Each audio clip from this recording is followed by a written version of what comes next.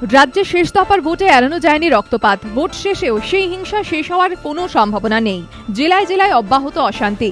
মহিষাদল শেষ দফা ভোটের পরই গোষ্ঠীদ্বন্দ্বে জড়িয়ে পড়ে তৃণমূলের দুটি গোষ্ঠী। অভিযোগ, সোমবার বিকেলে মহিষাদল পঞ্চায়েত সমিতির সহসভাপতি তিলক চক্রবর্তীর একদল অনুগামীর ওপর চড়াও হয় পঞ্চায়েত সমিতির প্রাক্তন সদস্য অশোক সামন্তর অনুগামীরা। দুপক্ষের মধ্যে হাতাহাতি শুরু হয়। ঘটনায় দুজনকে আটক করা হয়েছে। তৃণমূল নেতারা অস্বীকার করলেও স্থানীয় এক তৃণমূল কর্মী গোষ্ঠীদ্বন্দ্বের অভিযোগ করেছেন। আমরা দেখছি ব্যাপারটা কি, তবে যারা অন্যায় কাজের সঙ্গে যুক্ত তাদের সঙ্গে কোনো রকম সম্পর্ক নেই। তবে যা শুনেছি এরা আমাদের ঘরানার লোক নয়। খড়গপুরে সিপিএম সমর্থকদের বাড়ি ভাঙচুর, মারধর। সিপিএম এর অভিযোগ, গতকাল রাতে শতাধিক তৃণমূল কর্মী রাধানগর গ্রামে চড়াও হন। অবাধে ভাঙচুর চালানো হয় 22টি বাড়িতে। মহিলাদেরও মারধর করা হয়। সিপিএম এর দাবি, তাদের এক সমর্থককে অপহরণ করেছে তৃণমূল। ঘটনায় 2 তৃণমূল সমর্থককে আটক করেছে পুলিশ।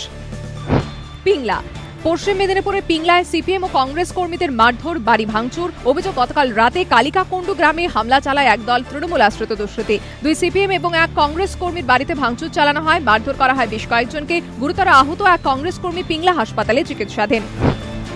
পুরুলিয়ার বলরামপুরে নিখোঁজ কংগ্রেস কর্মী। পরিবারের দাবি, এটা অপহরণের ঘটনা, যার নেপথ্যে তৃণমূল। পুলিশ সূত্রে খবর, রবিবার থেকে নিখোঁজ দেউলি গ্রামের বাসিন্দা জয়ন্ত কুমার নামে ওই কংগ্রেস কর্মী। অপহরণের অভিযোগে শাসক দলে 14 জনের নামে এফআইআর দায়ের করেছে পরিবার। সোমবার নিখোঁজ দলীয় কর্মীর বাড়িতে যান পুরুলিয়ার কংগ্রেস প্রার্থী নেপাল মাহাতো। অভিযোগ অস্বীকার করেছে তৃণমূল। নৈহাটি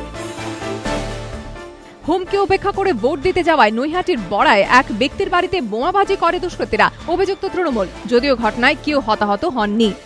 এবিপি আনন্দ।